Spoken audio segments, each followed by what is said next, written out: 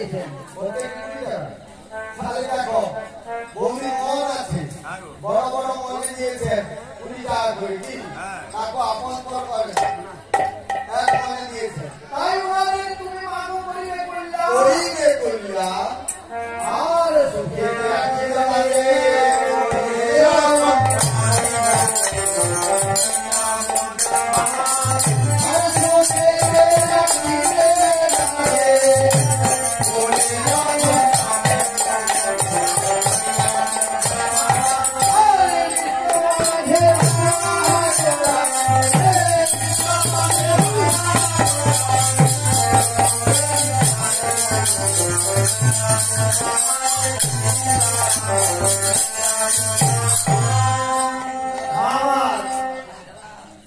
যখন ফিরে এলেন তখন কিছু অমরকলাই দিলেন সেই অমরকলাই নিয়ে ওটাল থেকে এলো রাজবাড়িতে মহারানী সেগুলিকে গোপনে লুকিয়ে রাখলেন এমন সময় সারা রাজ্যে প্রায় লক্ষ লক্ষ প্রাণী মারা যাচ্ছে সেই অমরকলাই খেয়ে তখন ভগবতী দরবারে করেছে বাপুরে রাজ্যে প্রায় লক্ষ লক্ষ প্রাণী মারা যাচ্ছে তা আমরা যদি ভূতদের ডাকিনীদের নাম পাঠিয়ে দিই তারা শ্মশানময় মোড়া লেগে বসে থাকবে আর যখন রাজা পুরো করবে অবস্থা দেখে ব্যবস্থা করা যাবে তাই না বলে মা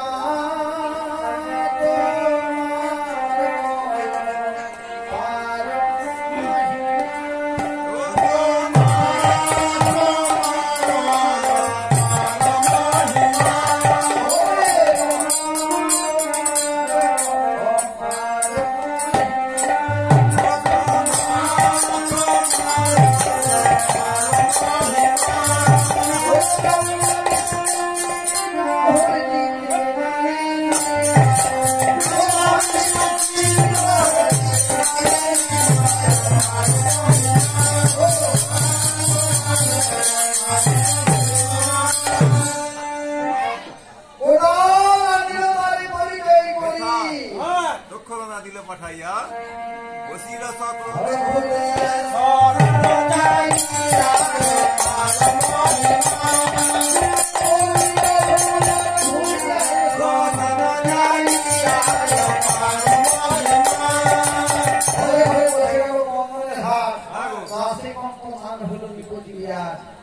রাজা বিরাট ভিতর হয়ে পড়লেন ভাবলেন এই ক্ষেত্রে আমি কি করি কারণ ভালো ভালো জায়গা দেখে ছেলেগুলিকে লুকোনোর ব্যবস্থা করলেন এই ভেবে জ্যেষ্ঠ সন্তান শিক্ষিত কেউ কি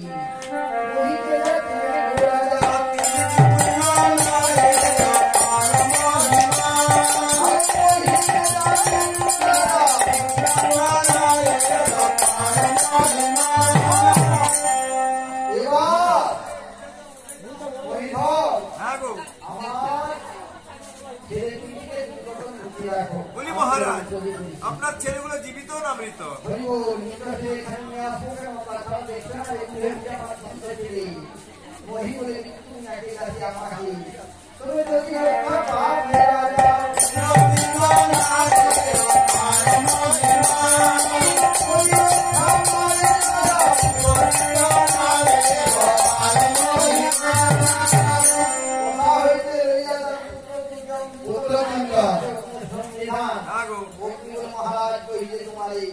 তোমারে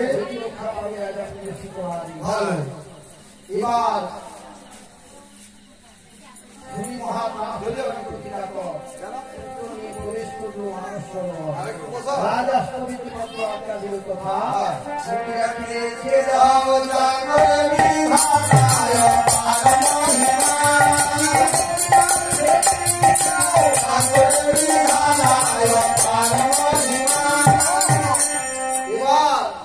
শুনি রাজা মুদিরা কি সেই পদ্ম বানাতিয়ে তুমি সূর্য ত্রিভুবনে দুই লক্ষ তারা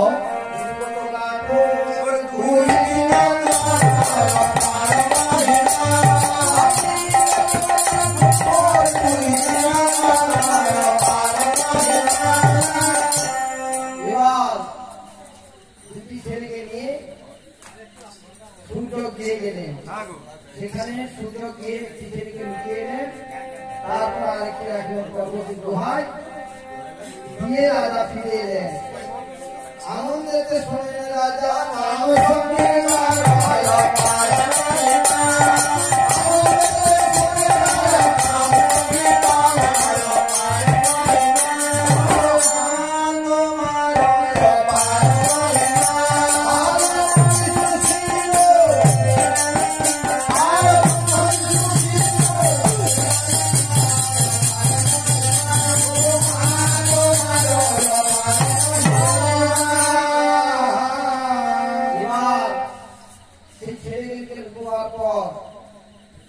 ভগবতী রাজধানী বলেছেন বাপুরি রাজা তার ছেলেগুলিকে এখানে উঠে বলে কোন ছেলেকে কোথায় লুকিয়েছে মা? মানসরে বলে পদ্মবনে একদিকে পদ্মবতী গুহা পদ্মবতীর গুহায় একদিকে সূর্য গৃহে আর একদিকে তার কৃষকের লোহড়া কৃষকের লৌহ আসরে।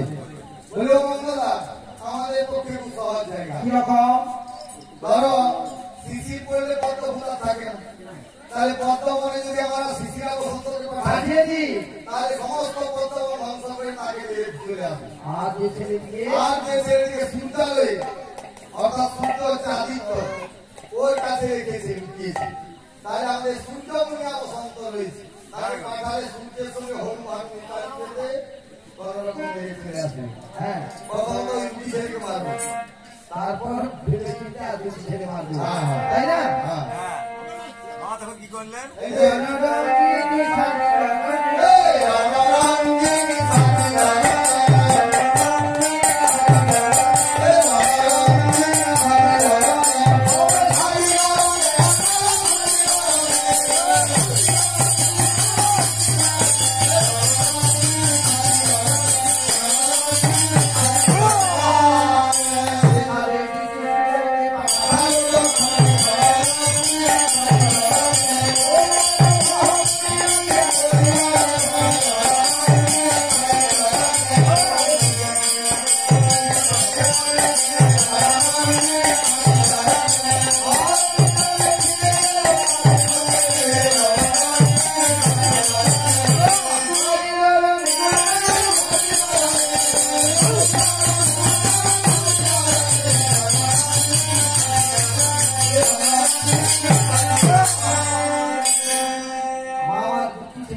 প্রথমত মেরে ফেলবে। মেরে ফেলে আর বাকি দুটো এবার বাকি থাকে দুটি একে আপনার ভাগে আর একে আমার ভাগে। দুটো এখানে আইগুলো ভাগ বিভাগ হচ্ছে। কেন?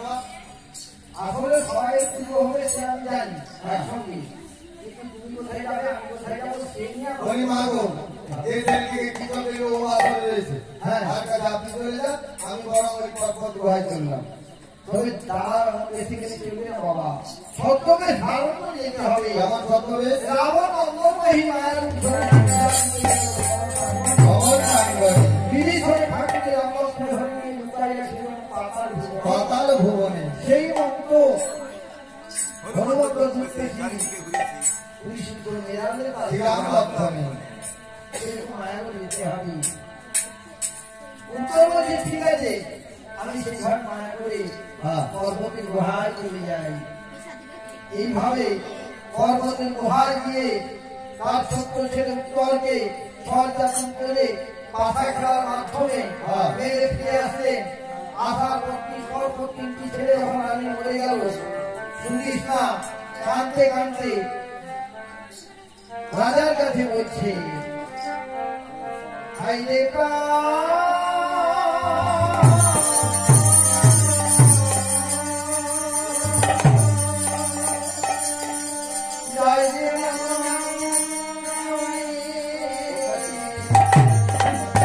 Hare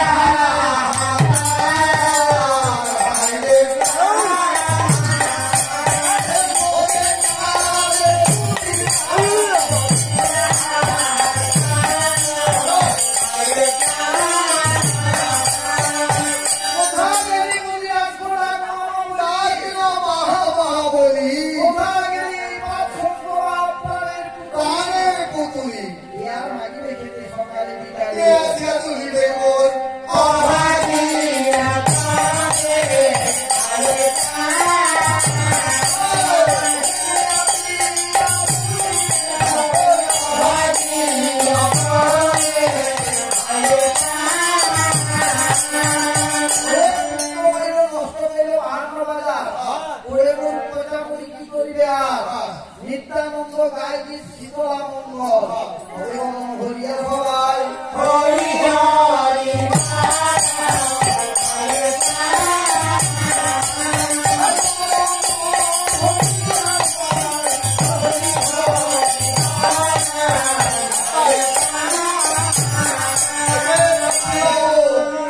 আমাদের ছোট ছোট আমাদের মোহনীবাবু নাম হচ্ছে প্রফুল্ল মাহাতো, উনি আমাদের গানকে কর্ণে লেগেছে, মায়ের গানে ভক্তি সহকারে আমাদের এই যে পঞ্চজন রয়েছি গানে খুচরো ছিল না, আমার হাতে 50 টাকা ধরে দিয়েছে এককালীন 50 টাকা। একবারই।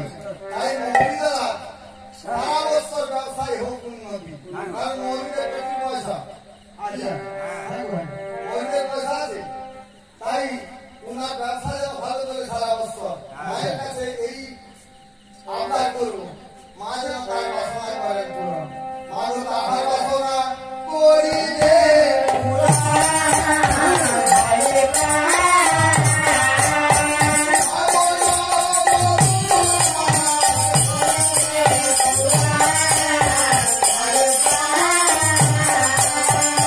বলে মা গো, হ্যাঁ সতত সুখেতে রাখিবি তার কোলের সন্তান। হ্যাঁ এবং একটি মেয়েকে বিয়ে দিয়েছে, হ্যাঁ। আমি গিয়েছিলাম গৃহপ্রবেশ করতে বিরাট বাড়ি। হ্যাঁ কি ওনার মেয়ে পড়েছে সেই খেলারের দিকে, আমি মানতে যাচ্ছি হ্যাঁ ওই খেলারের কাছাকাছি হ্যাঁ। গেছিলাম।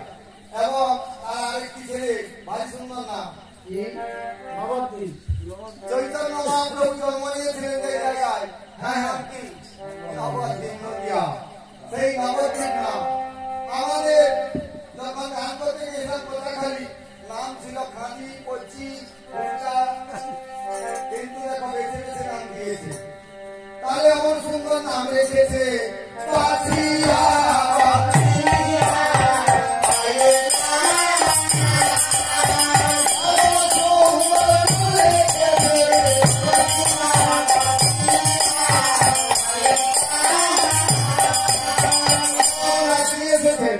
হ্যাঁ এই যে নাতনিগুলা হ্যাঁ ওরা বলছে কি দাদুকে কত কি দেওয়া যায় ভাবছে বসে বসে মনে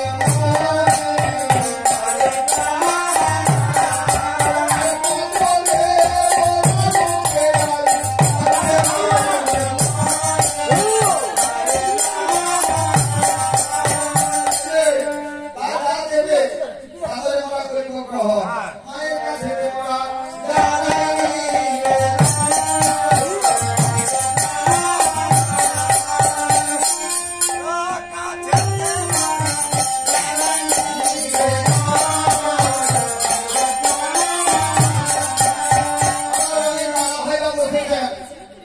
কেউ দিচ্ছেন আর কেউ দিচ্ছেন না কার নাম জানি কার নাম নাই জানি নাম দেবে বর্দিনী মা বসন্ত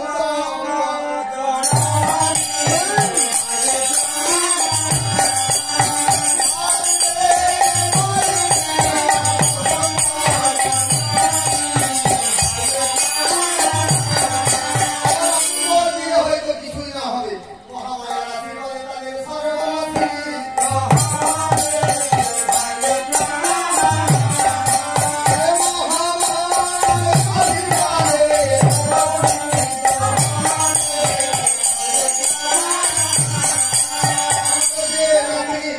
একটি সন্তান হয়েছে দেখো হ্যাঁ গোপাল বসেছে তার দিদার করে নাড়ু গোপাল গান শুনতে সারি সুন্দর সত্তর লোক সর্বদা বিলে খেতে উন্নতি হোক আর চাষে বিদ্যাতে উন্নতি করুক আর চাষে বাসে